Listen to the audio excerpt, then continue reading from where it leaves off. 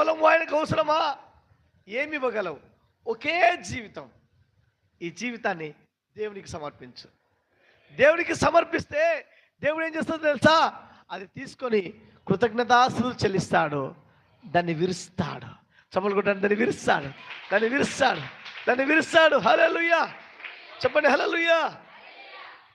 విరవడం వల్ల, రొట్టె విరవడం వల్ల 8,000 మందికి ఆహారంగా మారిపోయింది. ఎంతమంది ఆశీర్వాదకరంగా ఉండాలనుకుంటున్న చేతులు ఎత్తాను. నువ్వు ఆశీర్వాదకరంగా ఉండాలంటే నీ జీవితాన్ని దేవునికి సమర్పించు. ఏం చేస్తే తెలుసా? నీకున్న గర్వాన్ని విరిచేస్తాడు, నీకున్న అహంకారాన్ని విరిచివేస్తాడు, నీకున్న తప్పుడు త్రోవలను విరిచివేస్తాడు, నీకున్న అపవిత్రమైన ఆలోచనలు విరిచివేస్తాడు, నీకు ఉన్న అపవిత్రమైన జీవిత విధానాన్ని విరిచివేస్తాడు. ఆయన విరిచేసి ఏం చేస్తాడో తెలుసా? నిన్ను ఆశీర్వాదకరంగా విరిచిన తర్వాతనే వేలాది మందికి నువ్వు ఆశీర్వాదకరంగా మారిపోతావు. ఆమేన్, హల్లెలూయా.